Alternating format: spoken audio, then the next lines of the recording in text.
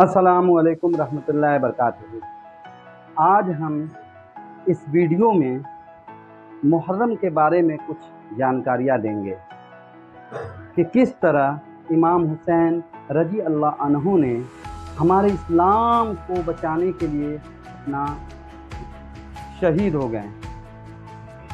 और ये भी देखिएगा आगे कि जंग लड़ने के वक्त तक भी असर का समय हो जाता है और वह नमाज कज़ा होने नहीं देते,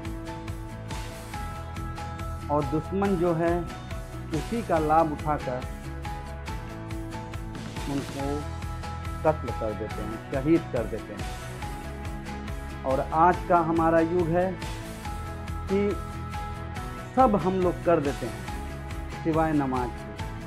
हमारा ये प्रयास या कहने का मतलब ये नहीं है कि आप लोग क्या कर रहे हो या क्या नहीं कर रहे हो, लेकिन एक बार यह वीडियो आप दिमाग से मन लगा कर देखिए।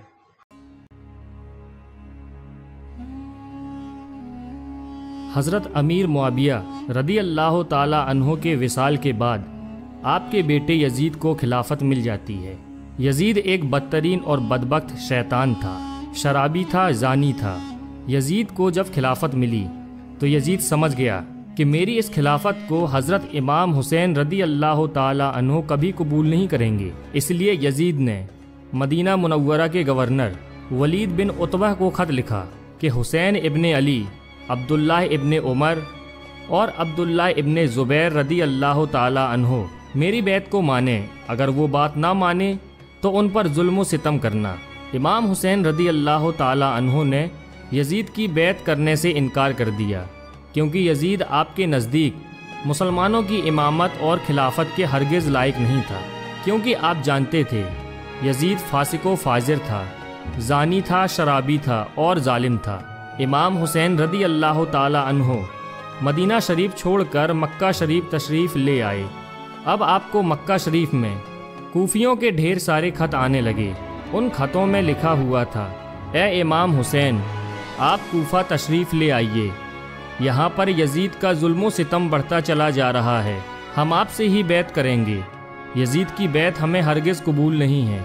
आपने हालात को समझने के लिए अपने भाई मुस्लिम बिन अकील रदी अल्लाह ताला अन्हो को ये कहकर कूफा भेजा कि जाओ जाकर वहाँ के हालात मालूम करो, वहाँ के हालात कैसे हैं। जब हज़रत मुस्लिम बिन अकील रदी अल्लाह ताला अन्हो कूफा पहुँचे तो वहाँ के लोगों ने बड़े ही एहतराम के साथ आपका इस्तकबाल किया। हज़रत मुस्लिम बिन अकील के हाथों में 18,000 लोगों ने बैत कर ली और हज़रत मुस्लिम बिन अकील ने अपने भाई हज़रत इमाम हुसैन के नाम एक ख़त रवाना कर दिया, जिसमें आपने लिखा कि यहाँ के हालात बिल्कुल सही हैं और 18,000 लोगों ने बैत भी कर ली है, लिहाजा आप कूफा जल्द से जल्द तशरीफ़ ले आएँ। लेकिन जब यजीद ने उन लोगों को धमकियाँ दी तो वो लोग अपनी बात से मुकर गए और इमाम मुस्लिम बिन अकील को शहीद कर दिया। कूफा के हालात इतने बदल चुके थे कि वो लोग जो हज़रत मुस्लिम बिन अकील से मोहब्बत का दावा कर रहे थे, अब वही लोग आपकी जान के दुश्मन बन गए। वहीं दूसरी तरफ मक्का में मुस्लिम बिन अकील का भेजा हुआ खत हज़रत इमाम हुसैन तक पहुँच चुका था, जिस खत में लिखा हुआ था कि कूफा के हालात बहुत अच्छे हैं, आप जल्द से जल्द तशरीफ़ ले आएँ। लिहाजा हज़रत इमाम हुसैन ने फ़ौरन कूफा जाने की तैयारी शुरू कर दी। हज़रत इमाम हुसैन अपने तमाम अहले खाना के साथ कूफा के लिए रवाना हुए। यहाँ इमाम हुसैन कूफा के लिए चल पड़े। इमाम हुसैन इब्ने अली को हज़रत मुस्लिम बिन अकील की शहादत और कूफा की बेवफाई की खबर उस वक्त मिली जब आप मक्का शरीफ से कूफा की तरफ रवाना हो चुके थे। जब आप कूफा शहर के बिल्कुल करीब पहुँच गए तो आपको यजीदी फ़ौज ने रोकने की कोशिश की। हज़रत इमाम हुसैन ने फरमाया कि मैं तुम लोगों के बुलाने पर ही कूफा शहर में आया हूँ। अगर तुम लोग चाहते हो कि मैं कूफा में ना आऊँ तो मुझे वापस जाने दो, मैं जाने के लिए तैयार हूँ। यजीदी फ़ौज ने हज़रत इमाम हुसैन को कूफा शहर में दाखिल नहीं होने दिया। लिहाजा हज़रत इमाम हुसैन ने अपने पूरे काफ़िले के साथ अपना रास्ता बदल लिया। चलते चलते जब आप एक चटियल मैदान में पहुँच गए तो आपने एक शख्स से सवाल किया कि ये कौन सी जगह है। उस शख्स ने कहा, इस जगह को करबला कहा जाता है। آپ نے فوراً اپنے پورے لشکر کو حکم دیا کہ یہیں پر خیمہ لگا دیا جائے، لہٰذا اس طرح سے حضرت امام حسین کربلا میں پہنچے۔ ادھر یزیدی فوج کو جب اس بات کا علم ہوا کہ حضرت امام حسین نے اپنا خیمہ کربلا کے میدان میں لگایا ہوا ہے، تو یزیدی فوج نے بھی فوراً کربلا کے میدان میں پہنچنا شروع کر دیا۔ یزید کی جو فوج کربلا پہنچ رہی تھی ان کی سپہ سالاری ابن سعد کر رہا تھا۔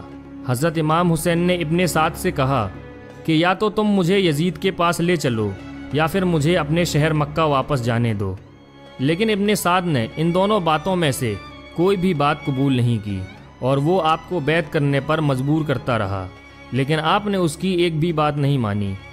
دن گزرتے گئے اور 3 محرم کا دن آ گیا۔ اب ظالم یزید نے امام حسین کے سامنے 22,000 سپاہیوں کا لشکر بھیج دیا۔ دوسری طرف حضرت امام حسین کے ساتھ 82 لوگ تھے، جس میں عورتیں اور بچے بھی شامل تھے۔ کتنی حیرت کی بات ہے کہ یزیدیوں میں امام حسین کا اتنا خوف تھا کہ جہاں امام حسین صرف 82 لوگوں کے ساتھ میدان کربلا میں تھے، جس میں عورتیں اور بچے بھی شامل تھے، وہیں یزید نے مقابلے کے لیے آپ کے سامنے 22,000 کا لشکر بھیج دیا، جو کہ امام حسین کے سامنے 100 گنا سے بھی زیادہ تھا۔ امام حسین کے سامنے یزیدی فوج کے حوصلے پست ہو گئے۔ آخر کار انہوں نے یہ فیصلہ کیا کہ اگر امام حسین کو ہرانا ہے تو ان کا پانی بند کرنا پڑے گا، تبھی ان کا مقابلہ کیا جا سکتا ہے۔ دن گزرتے گئے اور 7 محرم کا دن آ گیا، اور 7 محرم کو ہی یزیدی فوج نے امام حسین کے قافلے والوں پر پانی بند کر دیا۔ آپ کو بتاتے چلیں کہ کربلا کے میدان میں پانی کا کوئی بھی انتظام نہیں تھا سوائے نہر فرات کے، لیکن 7 محرم کے دن نہر فرات کا پانی بھی حضرت امام حسین کے خیمے والے لوگوں کے لیے بند کر دیا گیا۔ حضرت امام حسین اور ان کے ساتھ موجود تمام جوان لوگ تو اس پیاس کو برداشت کرتے رہے، لیکن چھوٹے چھوٹے بچے اور عورتوں کا پیاس کی وجہ سے برا حال ہو چکا تھا۔ فوج یزید جو چاروں طرف سے امام حسین کے گھر والے اور تمام ساتھیوں کو گھیرے ہوئی تھی، انہوں نے یہ طے کیا کہ اب 9 محرم کے دن امام حسین کو قتل کر دیا جائے۔ حضرت امام حسین نے حضرت عباس سے کہا، عباس جاؤ یزید کی فوج کے پاس اور ان سے کہو ہمیں ایک رات اللہ کی عبادت کرنے کے لیے دی جائے۔ جب حضرت عباس نے یزیدی فوج سے ایک رات کی مہلت کے لیے کہا تو انہوں نے آپ کی بات مان لی۔ جب تک 9 محرم کی تاریخ آئی تب تک حضرت امام حسین کو یہ یقین ہو چکا تھا کہ یزید کی فوج کا مقصد صرف اور صرف مجھے شہید کرنا ہے، اس کے علاوہ یزید کچھ بھی کرنے کے لیے تیار نہیں ہے۔ اس لیے حضرت امام حسین نے 9 محرم کی رات میں اپنے تمام خیمے والوں کو ایک جگہ پر اکٹھا کیا، اور آپ نے کہا کہ یہ بات تو طے ہو چکی ہے کہ یہاں پر موجود سبھی لوگ 1-2 دن کے اندر شہید کر دیے جائیں گے، اس لیے یہاں موجود آپ میں سے جو بھی ابھی واپس لوٹنا چاہتے ہیں وہ لوٹ سکتے ہیں۔ حضرت امام حسین نے فوراً خیمے میں جل رہے تمام دیوں کو بجھوا دیا اور اندھیرا کروا دیا تھا تاکہ جو بھی جانا چاہے وہ بے جھجک چلا جائے۔ تھوڑی دیر بعد جب دیوں کو دوبارہ جلوایا گیا تو سارے کے سارے لوگ بیٹھے آنسو بہا رہے تھے، یعنی کوئی بھی حضرت امام حسین کو چھوڑ کر جانے کے لیے تیار نہیں تھا۔ آخر کار 10 محرم کا دن آیا اور حضرت امام حسین اور یزید کی فوج کے بیچ جنگ ہونا شروع ہو گئی۔ جہاں ایک طرف یزید کی ایک بڑی فوج تھی تو وہیں دوسری طرف امام حسین کے ساتھ صرف 72 لوگ تھے۔ اتنے میں فوج یزید کا حملہ شروع ہو جاتا ہے اور ہر شہید شہادت کا جام پیتا گیا۔ کبھی حر شہید ہوتے ہیں تو کبھی قاسم شہید ہوتے ہیں، تو کبھی علی اکبر شہید ہوتے ہیں، تو کبھی اونو محمد شہید ہوتے ہیں۔ 3 دن کے پیاسے امام حسین کے گھر والے اور تمام افراد یزیدی فوج سے جنگ کرتے رہے اور ایک ایک کر کے شہید ہوتے گئے۔ حضرت عباس علمبردار سے حضرت امام حسین کے 6 مہینے کے بیٹے علی اصغر کی پیاس نہیں دیکھی گئی۔ آپ نے ایک مشکیزہ لیا اور گھوڑے پر سوار ہو کر نہر فرات کے کنارے پہنچ گئے، اور آپ نے ایک مشکیزہ بھر لیا، لیکن جب آپ پانی لے کر واپس لوٹنے لگے تو یزیدی فوج نے آپ کے اوپر لگاتار تیر برسانا شروع کر دیا تھا۔ حضرت عباس جب تک حضرت امام حسین کے خیمے تک پہنچ پاتے تب تک یزیدی فوج نے تیر چلا کر حضرت عباس علمبردار کو شہید کر دیا تھا۔ اس طرح حضرت عباس علمبردار شہید ہو گئے۔ اس طرح ایک ایک کر کے تمام اہل بیت کے نوجوان اور ہاشمی شیر شہادت کا جام پی لیتے ہیں۔ دھیرے دھیرے کر کے جب حضرت امام حسین کے سبھی افراد شہید ہو گئے تو اس کے بعد حضرت امام حسین نے خود میدان میں تلوار لے کر نکلنے کا فیصلہ کیا۔ امام حسین اپنی تلوار سے کافی لمبے وقت تک یزیدی فوج کا اکیلے مقابلہ کرتے رہے۔ حضرت امام حسین کے تنہا ہونے کے باوجود بھی آپ کے مقابلے میں کوئی بھی نہیں آنا چاہتا تھا، اور اس کی صرف ایک ہی وجہ تھی، اور وہ وجہ یہ تھی کہ آپ حضرت علی کے بیٹے تھے۔ اس وقت یزید فوج کے ایک کمانڈر ابن سعد کو یہ یقین ہو چکا تھا کہ ہم کسی بھی طرح سے حضرت علی کے بیٹے کا مقابلہ نہیں کر سکتے ہیں، اس لیے اس نے اپنے تمام فوجیوں کو امام حسین کے اوپر ایک ساتھ حملہ کرنے کا آرڈر دیا۔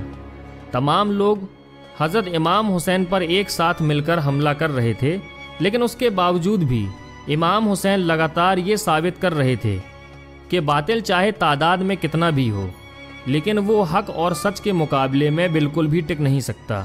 جب حسینیت اور یزیدیت کے بیچ بڑی ہی خطرناک جنگ چل رہی تھی کہ اسی بیچ میں اچانک سے نماز عصر کا وقت ہو گیا۔ حضرت امام حسین نے ایسے مشکل وقت اور ایسی زخمی حالت میں بھی عصر کی نماز پڑھنے کا ارادہ کیا۔ آپ نے جیسے ہی نماز پڑھنا شروع کیا، یزیدی فوج کو وہ موقع مل گیا جس کا وہ لوگ ایک لمبے وقت سے انتظار کر رہے تھے، یعنی جیسے ہی حضرت امام حسین سجدے میں گئے، شمر جل جوشن نے آپ کی گردن پر تلوار چلا کر آپ کے سر کو جسم سے جدا کر دیا۔ حضرت امام حسین کی شہادت کے بعد یزیدیوں نے آپ کے سر مبارک کو نیزے پہ رکھ کر پورے کوفہ میں گھمایا تھا۔ آپ کے سر مبارک کو گلی گلی میں گھما کر جلوس نکالا گیا تھا۔ کربلا کی اس جنگ میں حضرت امام حسین کے گھر والوں میں سے صرف آپ کی ایک اولاد ہی بچ سکی تھی، جن کا نام حضرت زین العابدین تھا۔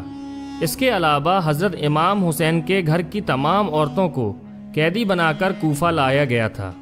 بھلے ہی اس دن امام حسین کو شہید کر دیا گیا تھا، لیکن آج بھی حضرت امام حسین پوری دنیا میں قیامت تک کے لیے زندہ ہیں۔ یزید ڈوب گیا شام کے اندھیروں میں، حسین چمکے ہیں دنیا میں روشنی کی طرح۔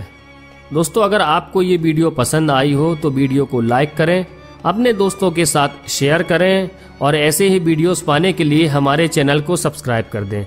جس طرح اپنے اسلام کو بچانے کے لیے انہوں نے پریاس کیا، آج ہم اس کو جانے دے رہے ہیں، جانے دے رہے ہیں۔ دیکھیے، اگر وہ جنگ میں لڑائی کر رہے ہیں تو عصر کا سمے ہو گیا، وہ نماز نہیں چھوڑ رہے ہیں۔ اور یہ سوچنے والی بات ہے کہ آج جتنے ہمارے امام صاحب کو ماننے والے ہیں وہ کیا کر رہے ہیں۔ ہم یہ نہیں کر رہے ہیں کہ وہ غلط ہیں، بھائی ان کو آپ اگر دل سے مانتے ہیں تو جو آپ کو سمے ملے سب سے پہلے نماز پڑھیں۔ اس سے نماز پڑھنے سے کئی اچھائیاں آپ کو ملے گی۔ سب سے پہلے کہ آپ برائیوں سے دور رہیں گے، نشوں سے دور رہیں گے، غلط کاموں سے دور رہیں گے۔ ان لوگوں کا یہی تو سوچ تھا کہ ہمارے اسلام کو بچانا، آگے بڑھانا، ساری سنسار میں حاوی اور لوگوں کی ایک پہچان بنانا۔ کیا وہ پہچان اب ہو پا رہا ہے؟ تو ہمیں کیا کرنا چاہیے؟ ہمیں غلط کاموں سے دور ہونے کی ضرورت ہے۔ آج اتنے مجمع ہم لوگ اکٹھا کر رہے ہیں، لیکن کیا وہ دل سے، اگر اپنے دل سے پوچھیں کہ کتنا ہم درست وہ مجمع اکٹھا کر رہے ہیں، یا کس ارادے سے وہ اکٹھا کر رہے ہیں؟ اگر شاید وہ نیک ارادہ ہوتا اور نیک ارادہ سے ہم کریں تو ہم کہاں سے کہاں پہنچیں۔ بس اپنے بھائیوں سے یہی گزارش ہے کہ ایک بار یہ ویڈیو پورا دیکھیں اور اس پہ عمل کریں۔ اللہ حافظ۔